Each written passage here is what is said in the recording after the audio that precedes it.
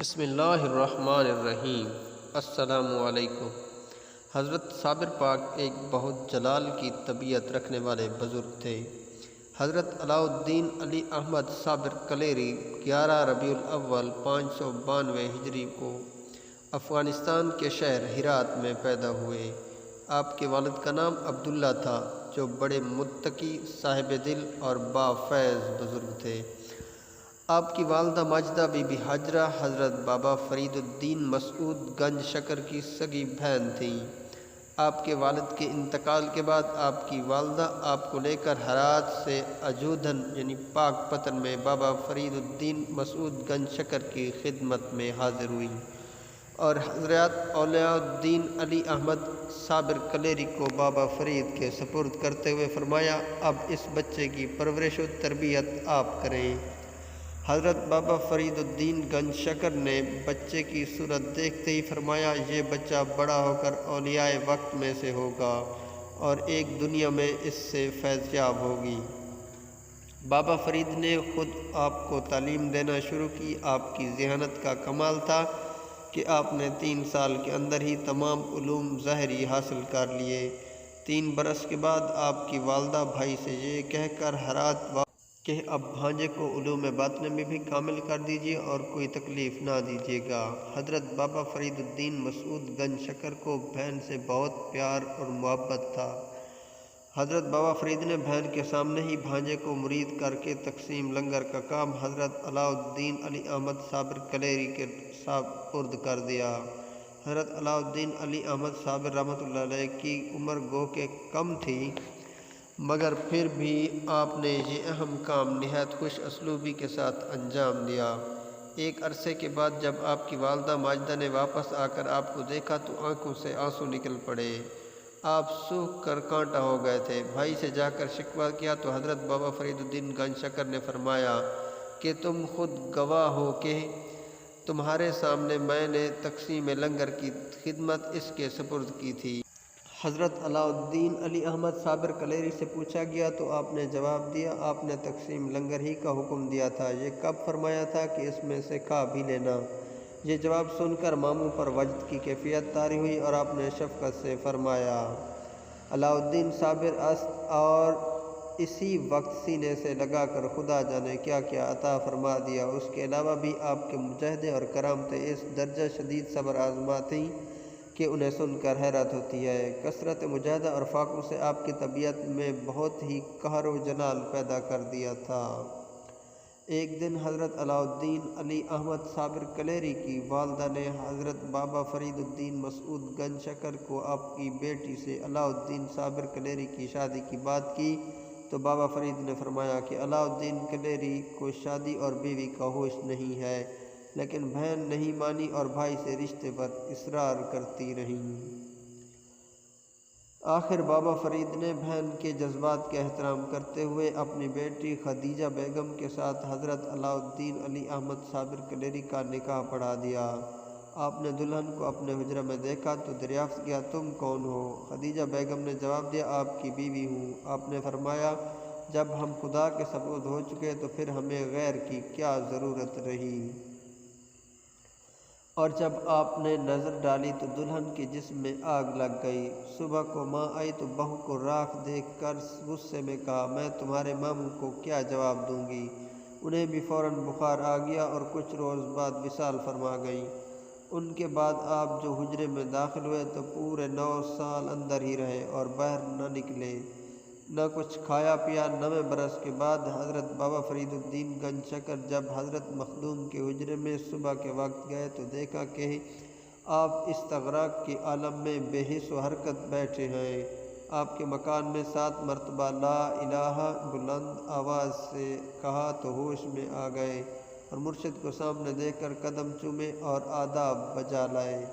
حضرت بابا فرید الدین مسعود گنج شکر نے آپ کو باہر لا کر خرقہ خلافت عطا کیا اور سند لکھی اور اہم اعظم کی تعلیم دی۔ حضرت بابا فرید الدین مسعود گنج شکر نے آپ کو دہلی کے لیے متعین کیا اور فرمایا، پہلے ہانکسی جا کر اپنے بھائی جمال سے اس پر مہر ثبت کر لینا تو حضرت شیخ جمال الدین ہاشمی نے نہایت محبت اور احترام سے آپ کی مہمان نوازی فرمائی اور پیر روشن ضمیر بابا فرید الدین مسعود گنج شکر کے حالات، صحت اور معلومات کے متعلق گفتگو کرتے رہے۔ اسی دوران مغرب کی نماز کا وقت ہو گیا۔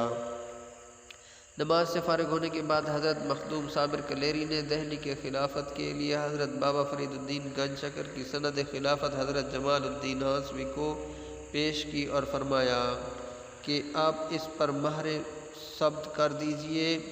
اس وقت چراغ گل ہو گیا تو جمال الدین ہاشمی نے فرمایا، بھائی چراغ گل ہو گیا، صبح مہر ثبت کر دوں گا، لیکن آپ نے فرمایا نہیں، دوسرا چراغ منگوا کر اسی وقت مہر لگا دیجئے۔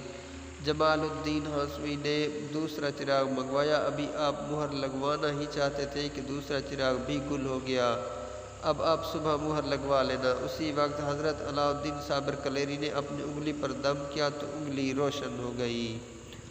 آپ نے جمال الدین ہاشمی سے فرمایا، اب آپ مہر ثبت کر دیجئے۔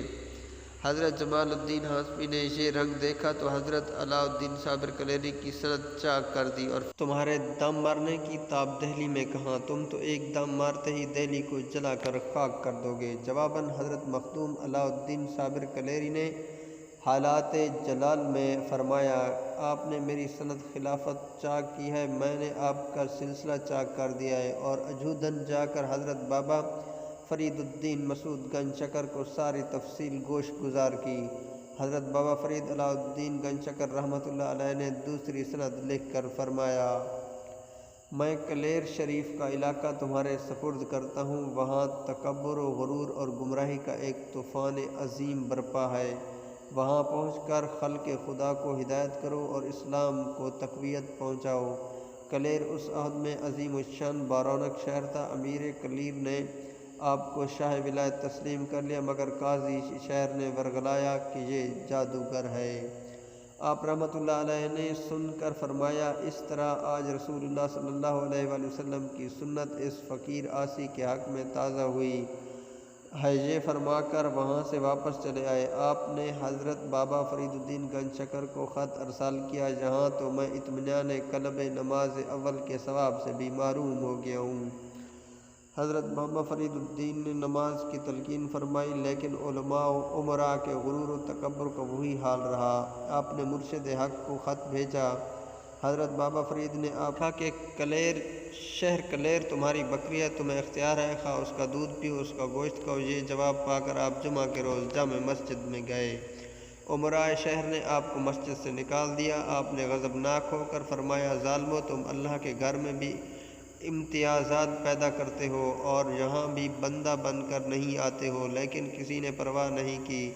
آخر امام نے جب خطبہ ختم کیا تو آپ نے جلال میں آ کر مسجد کو مخاطب کیا اور فرمایا کہ اب تو بھی سجدہ کر لے۔ یہ فرماتے ہیں عظیم الشان مسجد فوراً ہی زمین بوس ہو گئی، اہل کلیر گھبرا گئے ہوئے آپ کے پاس آئے تو آپ نے فرمایا، میں تو اللہ سے ویرانی کلیر کی دعا مانگ چکا ہوں، اب کچھ نہیں ہو سکتا۔ بہت سے افراد تو جامع مسجد میں دب کر ہلاک ہو گئے۔ اس کے بعد شہر میں طاعون پھیل گیا جس نے تمام شہر کو ویران کر دیا، ہزاروں مر گئے اور جو بچے وہ جنگلوں اور پہاڑوں پر بھاگ گئے۔ آپ نور العارفین حضرت بابا فرید مسعود الدین گنج شکر کے جانشین تھے اور صابری سلسلہ آپ ہی سے جاری ہے۔ حضرت شیخ علاء الدین علی احمد صابر کو سماع کا بہت ذوق تھا، وہ اکثر سے سنا کرتے تھے، یہاں کہ آپ کا وصال بھی عین حالت سماع ہی میں ہوا۔ آپ میں جذبہ الہی حد سے زیادہ تھا، زبان مبارک سے جو بھی نکل جاتا وہ پورا ہو جاتا، دنیا اور دنیا والوں انہیں کوئی غرض نہ تھی، اس سے وہ دور بھاگتے تھے اور ہمیشہ ذکر الہی میں مشغول رہتے تھے۔